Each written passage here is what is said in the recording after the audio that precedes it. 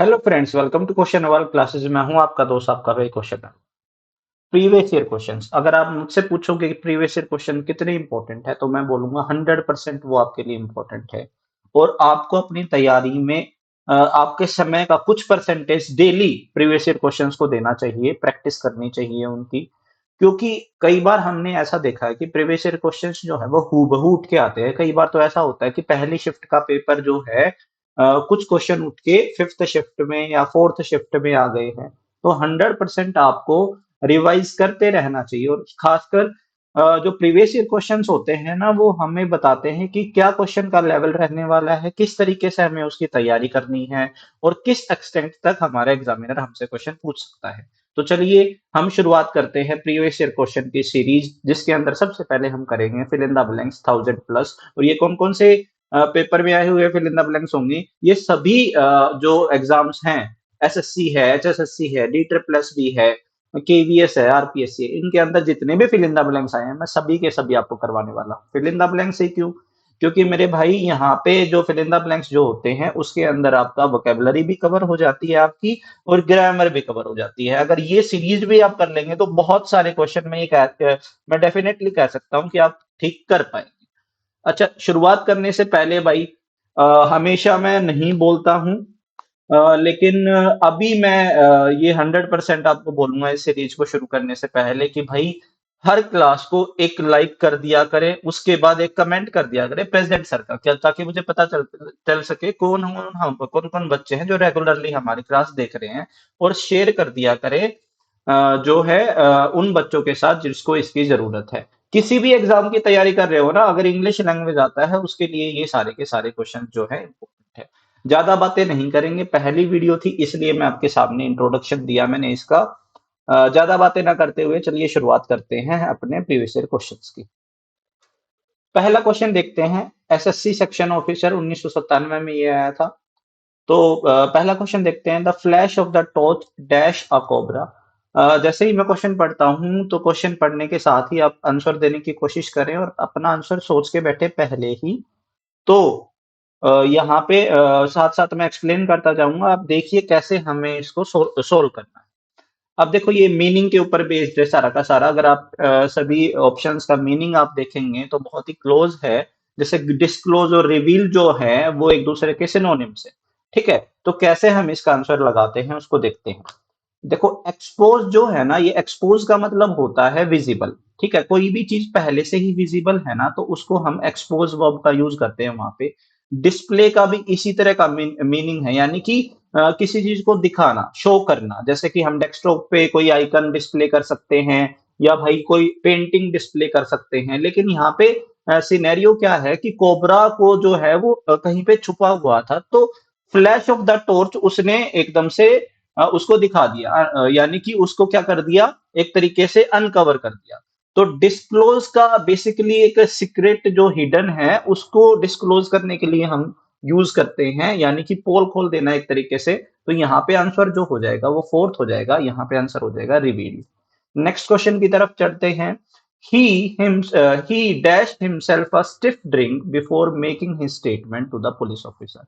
यानी कि उसने अपने आप को ड्रिंक दी है, ठीक है, और क्या करने से पहले, स्टेटमेंट देने से पहले। इस तरह का ये क्वेश्चन है, तो यहाँ पे वर्ब को हमें फिलअप करना है।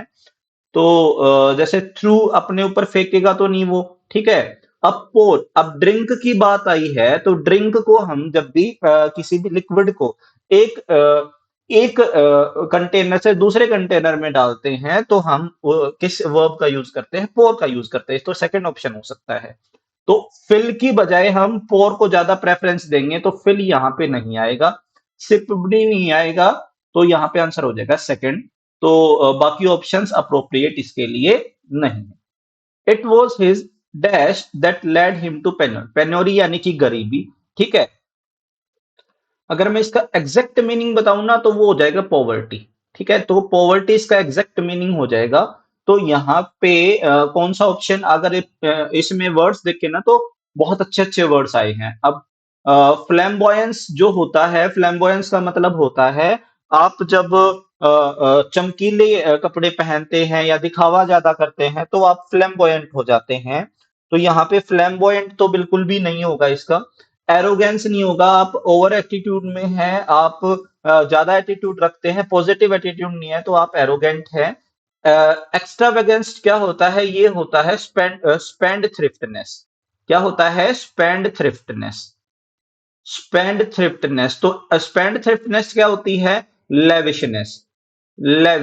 लेविशनेस क्या होती है? यानी कि आप जब ज्यादा खर्चा करते हैं, waste money, wasting money.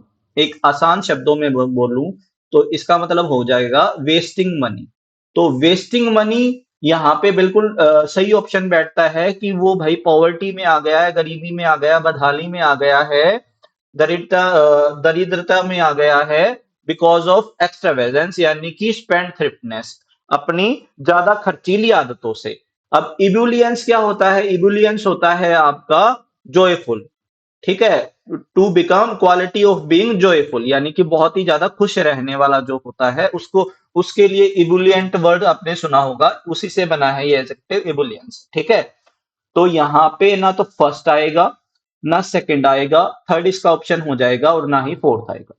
Next question की तरफ चलते हैं। Gita was known to be a dash, so nobody interested any important work to her.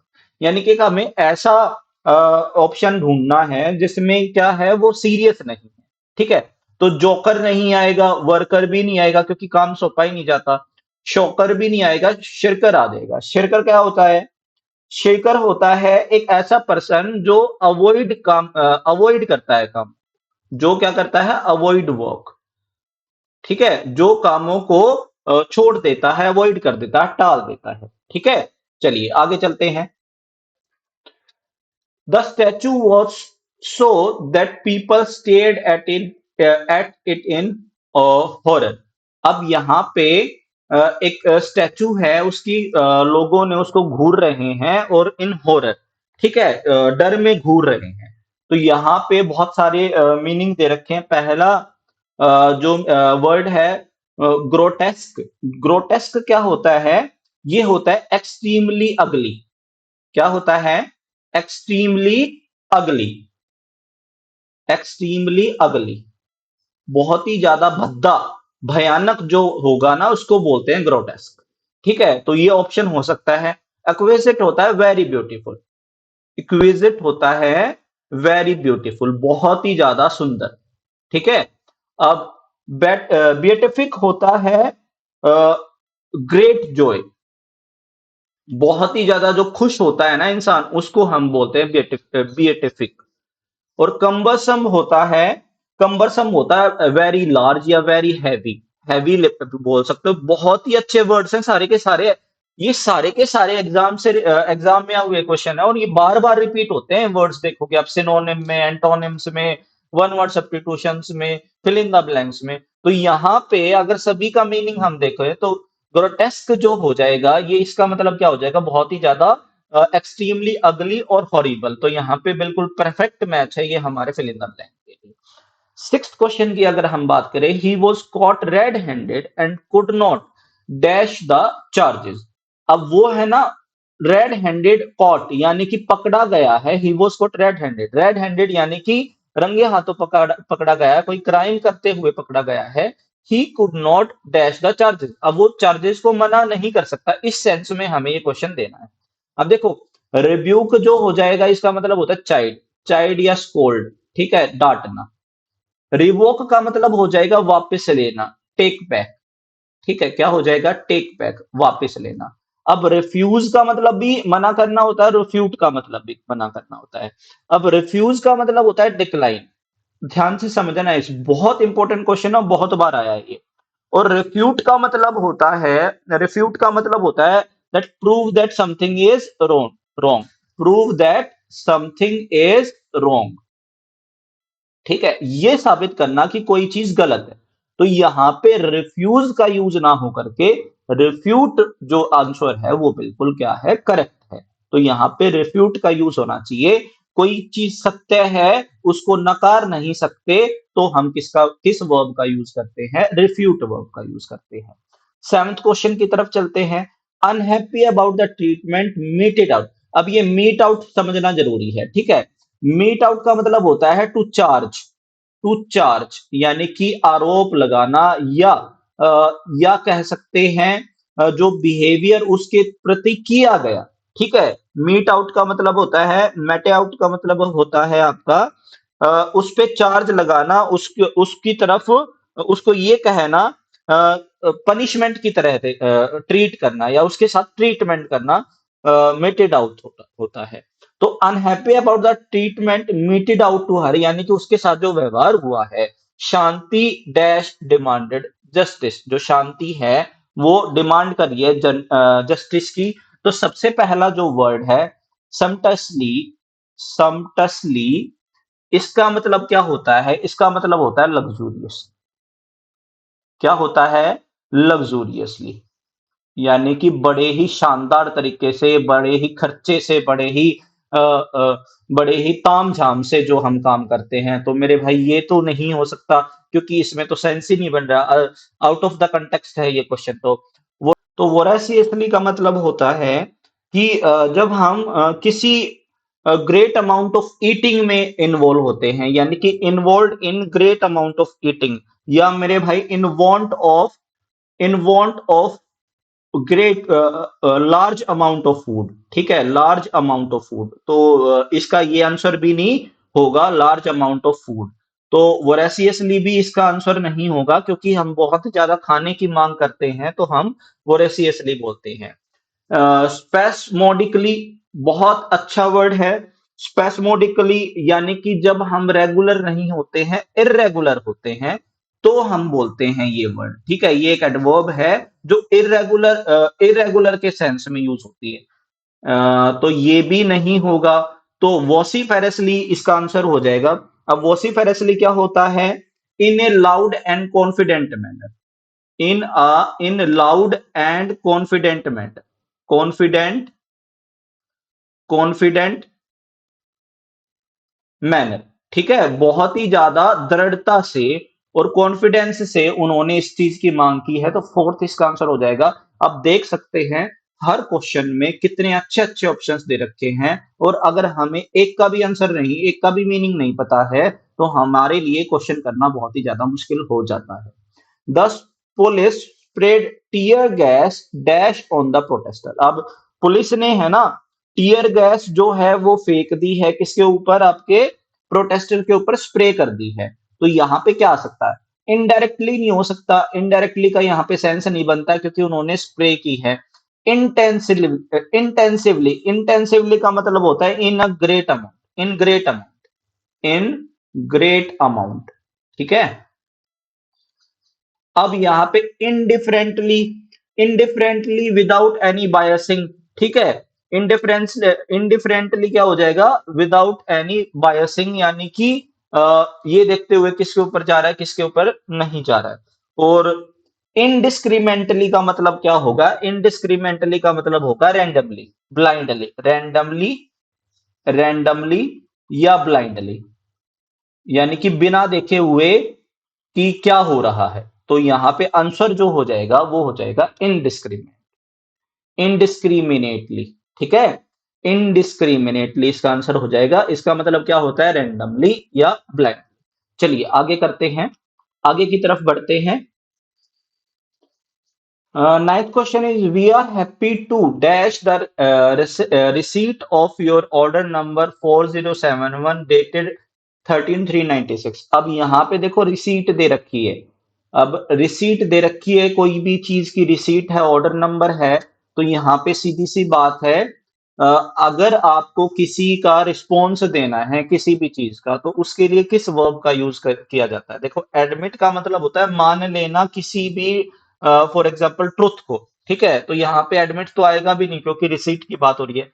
Accept का मतलब होता है स्वीकार न करना किसी भी थिंग को, या भी किसी भी प्रपोजल को, ठीक है, या किसी भी आइडिया को, तो ये एक्सेप्ट भी नहीं आएगा। अक्नॉलेज का मतलब होता है आपको कोई काम दिया गया है, या आपको कोई लेटर भेजा गया है, या आपको कोई मैसेज दिया गया है, उसका अक्नॉलेजमेंट करना, कि उसको मान लेना कि ये काम हुआ है और ये ऑर्डर हो चुका है, या ये मैसेज भेजा जा चुका है। तो उसके लिए यहाँ पे अक्नॉलेज वर्ब का यूज किया जाता है। और यहाँ पे रिस्पोंड का भी यूज नहीं होगा। याद रखना, किसी भी बिल, किसी भी मैसेज, किसी भी ईमेल का एक्नॉलेजमेंट होता है, एडमिट या एक्सेप्ट नहीं होता है। 10th क्वेश्चन की तरफ देखते हैं। All jobs are respectable dash of their nature. Irrelevant तो नहीं होगा, यानी कि रेलेवेंसी की बात यहाँ पे हो ही नहीं रही है, यानी कि सभी जॉब रिस्पेक्टेबल हैं, चाहे कोई भी हो, इस तरीके की बात हो रही है। इमेटेरियल, इमेटेरियल भी नहीं होगा, ठीक है। इमेटेरियल का मतलब क्या होता है? अनइम्पोर्टेंट। इस बात का ध्यान रखना, कई बच्चों को पता नहीं होगा, ठीक है। अनइम्पोर्टेंट। इररिस्पॉन्सिबल भी नहीं होगा, यहाँ पे देखो कंटेक्स्ट में फिट नहीं हो रहा है, क्योंकि रिस्पेक्टेबल है, वो चाहे कोई भी ग्राउंड हो। इररिस्पेक्टिव इसका आंसर हो जाएगा, क्योंकि इररिस्पेक्टिव का मतलब होता है रिगार्डलेस। रिगार्डलेस यानी कि कोई भी फील्ड हो, कोई फर्क नहीं पड़ता, वो सारी की सारी जो जॉब्स होती हैं वो रिस्पेक्टेबल होती हैं। Nadika was missing musing dash memories of the past। Muse over होता है, म्यूज ओवर यानी कि याद करना। म्यूज ओवर का मतलब होता है टू रिमेम्बर, टू रिमेम्बर, ठीक है। तो टू रिमेम्बर यहाँ पे आ जाएगा, तो ओवर इसका फ्रेजल वर्ब है ये एक, जिसका मतलब होता है याद करना लंबे समय के लिए। The lame boy tried to climb up the staircase without. यहाँ पे देखो विदाउट है, विदाउट है यानी कि ये नेगेटिव वर्ड है, नेगेटिव वर्ड है तो यानी कि अगर सम दे रखा है और एनी दे रखा है तो यहाँ पे सम का यूज ना होकर के एनी का यूज होगा। याद रखना, अगर सेंटेंस पॉजिटिव सेंस में है तो यहाँ पे सम का यूज हो सकता था, अगर सेंटेंस नेगेटिव सेंस में है तो हमेशा किसका यूज होना चाहिए? एनी का यूज होना चाहिए। तो विदाउट क्या है? नेगेटिव कॉन्टेक्स्ट दे रहा है सेंटेंस में, तो एनी का यूज होगा। लिटल का और मैनी का यूज करना बिल्कुल गलत है, क्योंकि ये हेल्प जो है अनकाउंटेबल नाउन है यहाँ पे, तो मैनी का यूज नहीं होगा। और लिटल जो है वो भी नेगेटिव वर्ड है, विदाउट लिटल कहना ग्रामेटिकली इनकरेक्ट हो जाएगा। चलिए आगे बढ़ते हैं। नेक्स्ट क्वेश्चन देखते हैं। Each school has it on sets of rules. Her school के अपने सेट ऑफ रूल्स हैं। Dash all good pupils should follow them। तो यहाँ पे दो अलग अलग बातें हैं, कंजंक्शन का यूज करना है, दोनों डिफरेंट या अपोजिट नहीं है तो बट नहीं आ सकता, ठीक है। और दोनों के अंदर चॉइस नहीं है तो और भी नहीं आ सकता। और एक असर्शन और रीजन नहीं है, यानी कि एक रीजन ऐसा ऐसा बिल्कुल भी नहीं है कि एक दूसरे का रीजन है, एक दूसरे की वजह से यूज हो रहा है। फॉर एग्जाम्पल अगर हमने क्योंकि म्युनिसिपैलिटी वालों ने रोड नहीं बनाया इसलिए रोड अच्छा नहीं है, तो एक रीजन है और एक उसका एक्शन है, असर्शन है, ठीक है। तो यहाँ पे ऐसा भी नहीं है तो सो का भी यूज नहीं होगा। यहाँ पे क्या है, दोनों अलग अलग आपका इंडिपेंडेंट क्लोज हैं, दोनों के दोनों, और दोनों को अलग अलग बातों को एक साथ जोड़ना है हमें, तो किसका यूज हो जाएगा? एंड का यूज हो जाएगा। दोनों के दोनों प्रिंसिपल क्लोज हैं। अब ऐसा भी बात कर सकते हैं, ऐसा नहीं है कि ये कोई एक सबऑर्डिनेट क्लोज है, कोई प्रिंसिपल क्लोज है। इस तरह के जो कॉन्सेप्ट अगर आप सीखना चाहते हैं ना, तो आप मेरे से जुड़ सकते हैं। ऐप पे मैं एक जल्द ही ग्रामर की जो है वीडियो क्लास शुरू करने वाला हूं, उससे आप जुड़ सकते हैं, ताकि आप अपने सारे कंसेप्ट स्टेप वाइज, छोटे से लेके बड़े तक, ठीक है, डीप लेवल तक, अच्छे लेवल तक, मेंस लेवल तक आपके जो तैयारी करना चाहते हैं तो वहां पे मेरे साथ कर सकते हैं, ठीक है। On my return from a long holiday I had to dash with a lot of work. अभी सीधी सी बात है यहाँ पे, जो हमें देखना है कि जो अभी काम हमारा पेंडिंग है उसको हमें कंप्लीट करके आज के लेवल तक पहुंचना है, इस तरह की हमें वर्ब का यूज करना है। तो कैच ऑन, कैच ऑन का मतलब होता है अंडरस्टैंड।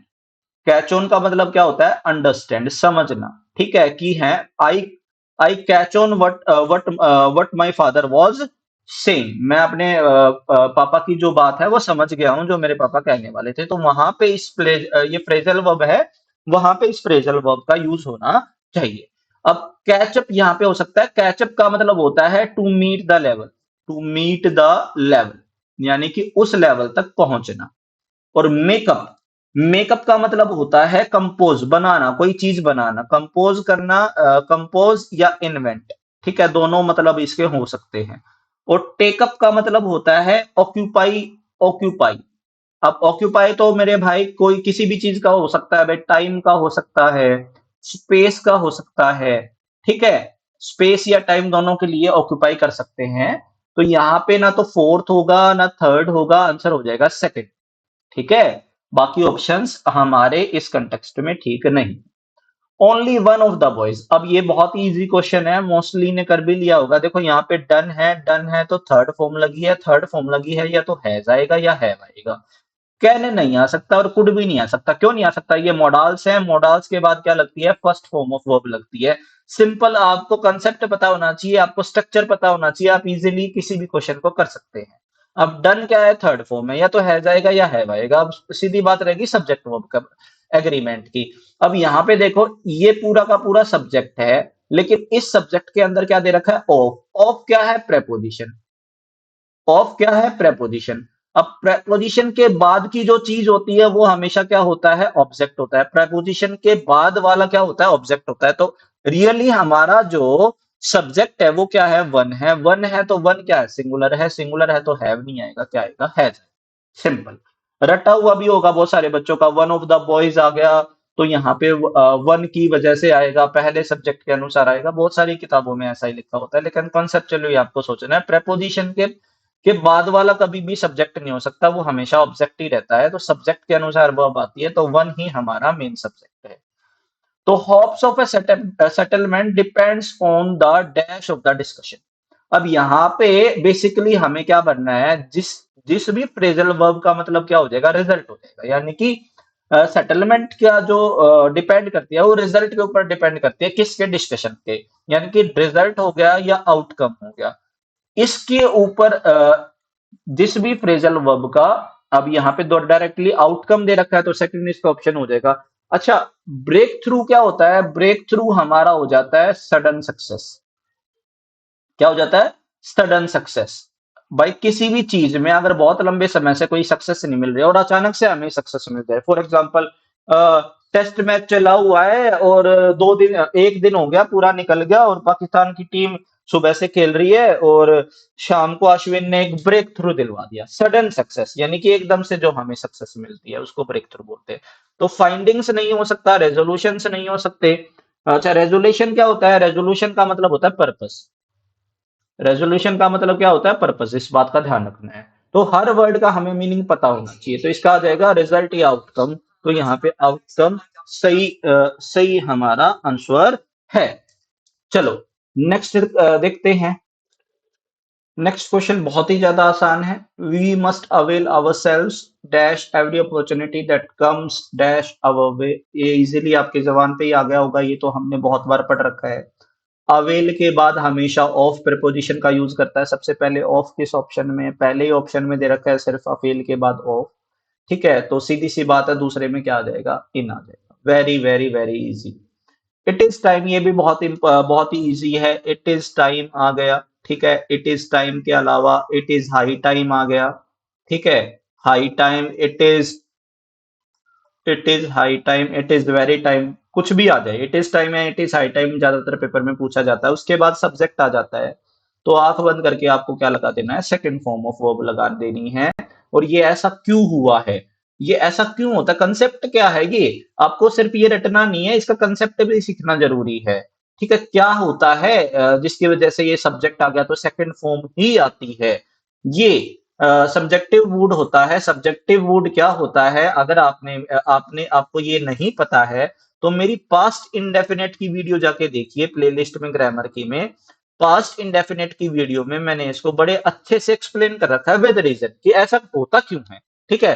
तो सेकंड फॉर्म आती है, हमने रट लिया, लेकिन क्यों आती है, किस लिए, ऐसा क्या कर देता है इट इज टाइम या इट इज हाई टाइम, ऐसा क्या कर देता है रादर कि इसके बाद आपका जो है सेकंड फॉर्म आती है। पास्ट सब्जेक्टिव मूड होता है, इसलिए यहाँ पे आती है। तो हाँ, हमारा हो जाएगा एक्टेड। ये पास्ट सब्जेक्टिव मूड क्या होता है वो आप जाके पढ़िए एक बार, या तो किसी अच्छी बुक से या मेरी वीडियो देख लीजिए, उससे भी आपको पता चल जाएगा।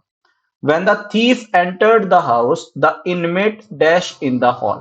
अब यहाँ पे देखिए when है। अगर आपने मेरी पास्ट कॉन्टिन्यूअस की वीडियो देखी है जो हाल ही में मैंने डाली थी, तो उसमें ये मैंने कॉन्सेप्ट पढ़ा रखा है।